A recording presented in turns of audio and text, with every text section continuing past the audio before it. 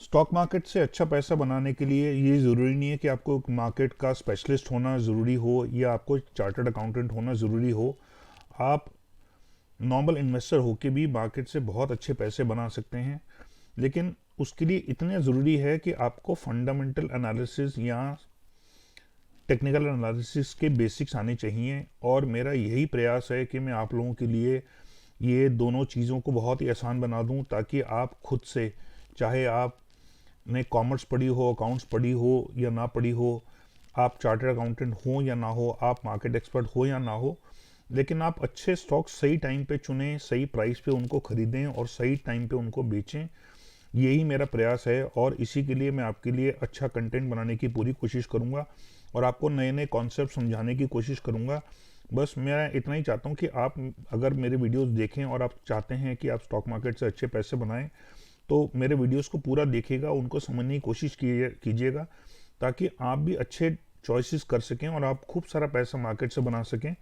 तो इस वीडियो को अंत तक देखिएगा ताकि आप इस वीडियो का पूरे से पूरा फ़ायदा उठा सकें। फर्स्ट पार्ट मैंने कुछ दिन पहले पोस्ट किया था, ये सेकेंड वीडियो है जिसमें मैं आपको इस बार फाइनेंशियल रेशियोज बताने वाला हूँ, जो बहुत ही क्रिटिकल होते हैं फंडामेंटल एनालिसिस के लिए, जिससे आप समझ सकते हैं कि एक स्टॉक या एक कंपनी जो है वो कैसा कर रही है, उसका परफॉर्मेंस कैसा है, उसका स्टॉक खरीदना चाहिए कि नहीं चाहिए।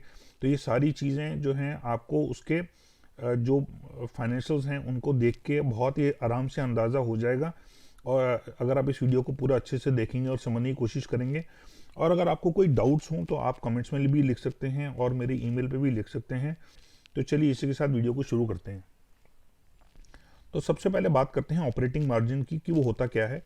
तो ऑपरेटिंग मार्जिन वो होता है कि जब आप एक रुपए की सेल करते हैं तो उसमें ऑपरेटिंग प्रॉफिट कंपनी कितना बनाती है, वो होता है ऑपरेटिंग मार्जिन।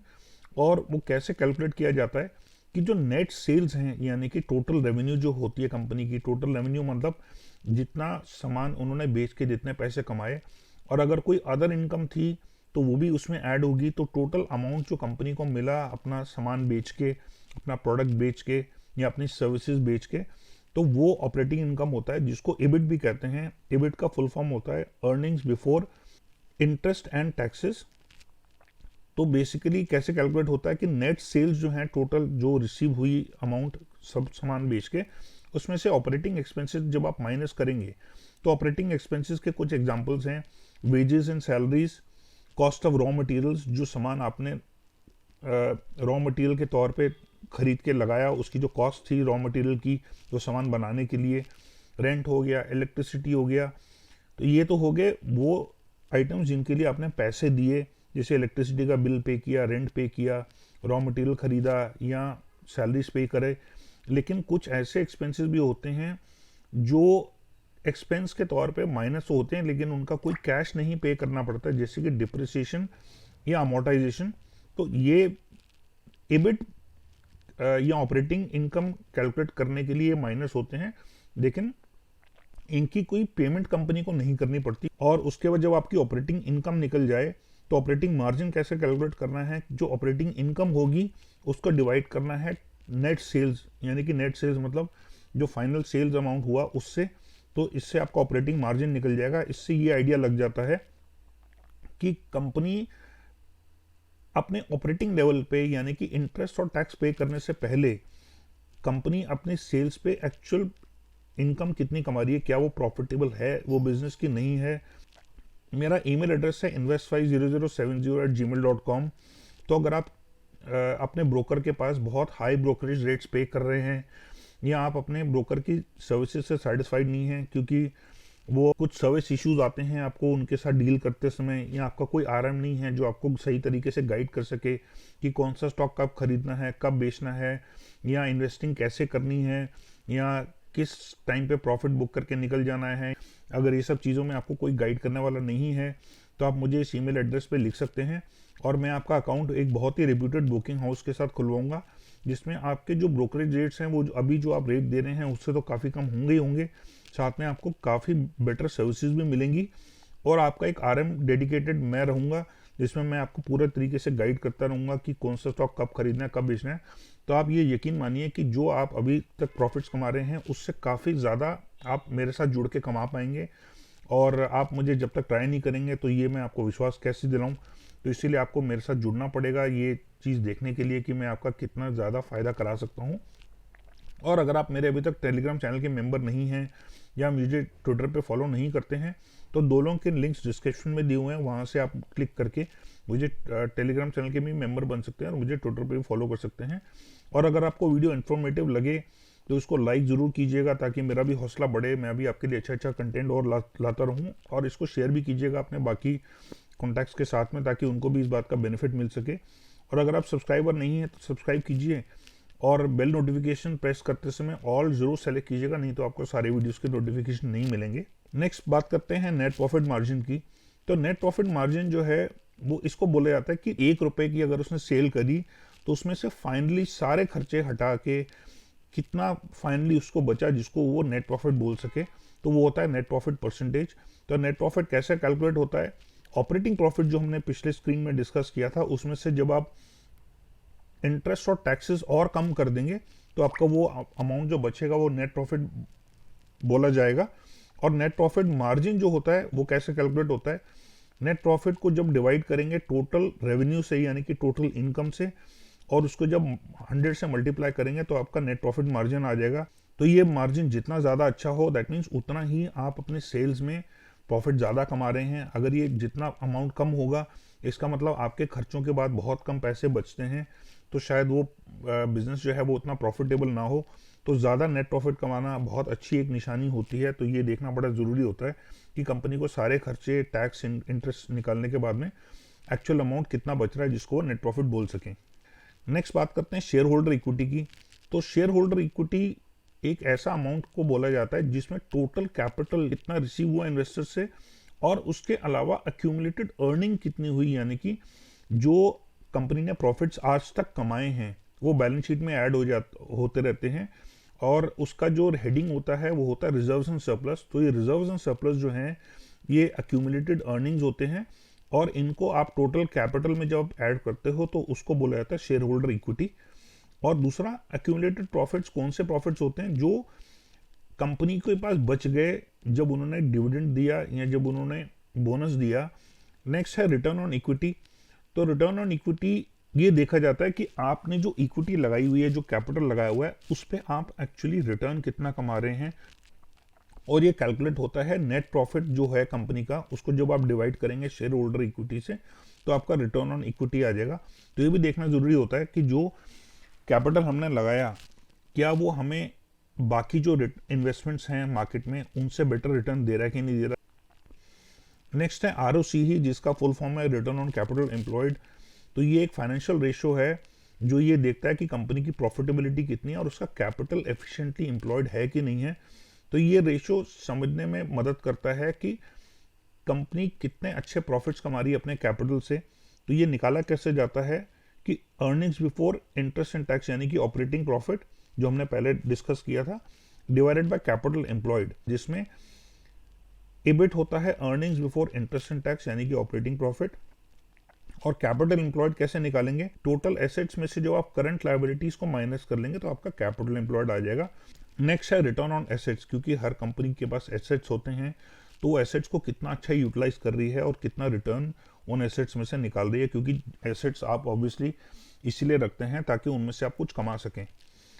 तो ये एक आइडिया देता है कि कंपनी की जो मैनेजमेंट है वो अपने एसेट्स को कितना अच्छे तरीके से यूज कर रही है तो कि वो ताकि वो ज़्यादा से ज़्यादा प्रॉफिट कंपनी के लिए कमा सके। तो रिटर्न ऑन एसेट्स कैसे निकलता है? नेट इनकम जो है यानी कि net profit divided by total assets. तो higher return on assets indicates more asset efficiency, यानी कि आपका अगर आरओए ज़्यादा होगा तो इसका मतलब आप अपने जो एसेट्स हैं उनको बहुत अच्छे से यूटिलाइज कर रहे हैं, बहुत एफिशिएंटली यूटिलाइज कर रहे हैं और ज़्यादा से ज़्यादा प्रॉफिट कमा पा रहे हैं। नेक्स्ट होता है करंट रेशो।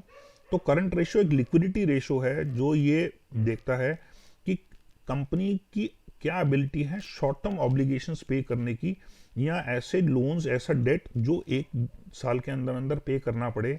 तो शॉर्ट टर्म डेट जो है या शॉर्ट टर्म ऑब्लिगेशंस जो हैं अगर कंपनी अच्छे से पे कर पाएगी, उसके पास इतने कैश फ्लोज होंगे इतने करंट एसेट्स होंगे कि वो अपने शॉर्ट टर्म डेट को आसानी से पे कर पाए, तो ये बहुत अच्छा माना जाता है। और उसी को मेजर करने के लिए करंट रेशो निकालना ज़रूरी है। इसको वर्किंग कैपिटल रेशो भी बोला जाता है, करंट रेशो को। और ये निकाला कैसे जाता है, करंट एसेट्स को जब आप डिवाइड करेंगे करंट लायबिलिटी से तो आपका करंट रेशो निकल जाएगा।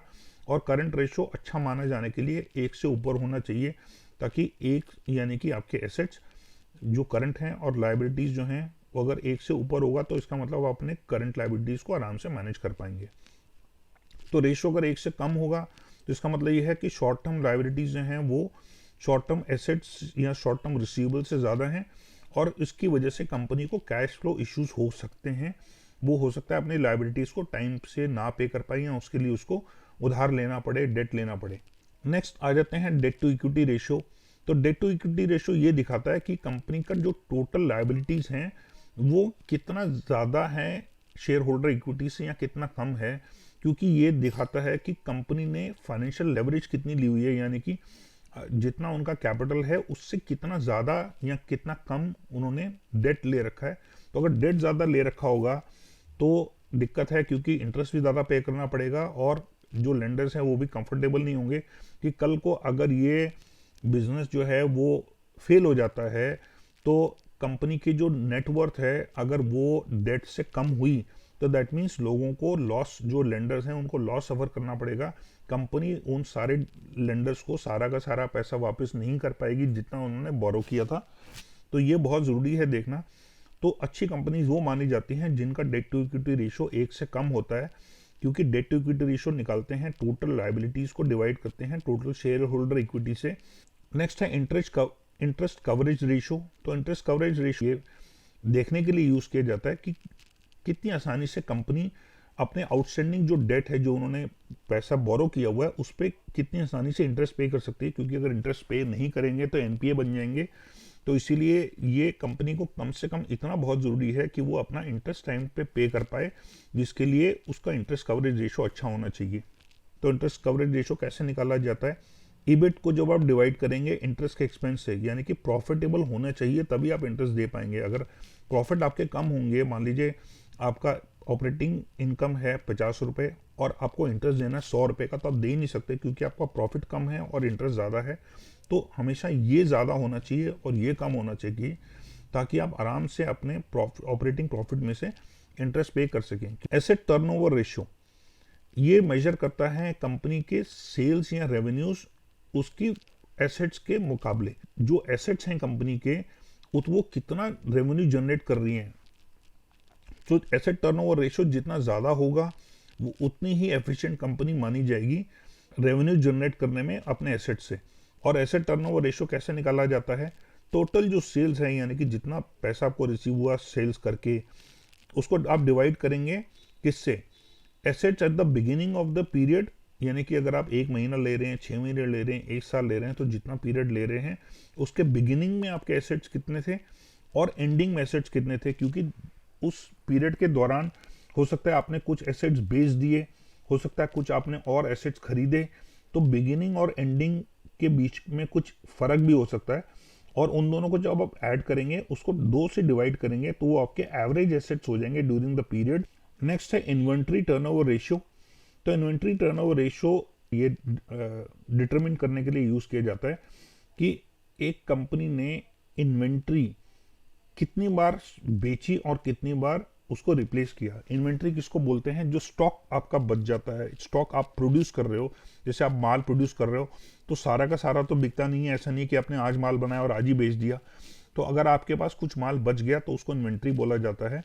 तो जो आपने माल बेचा, या आप जैसे आप अगर ये सोच के रखते हैं कि हमारे पास 100 पीस हमेशा रेडी होने चाहिए, तो आपने कितने बार उस 100 पीस को रिप्लेनिश किया, यानी कि मान लीजिए 100 पीस में से 50 पीस बिक गए, तो आपने कितनी बार उस 50 पीस को रिप्लेस किया, या पूरा का पूरा माल बेचा, या कितना माल बेचा और कितनी बार अपने स्टॉक को रिप्लेनिश किया, तो ये देखा जाता है।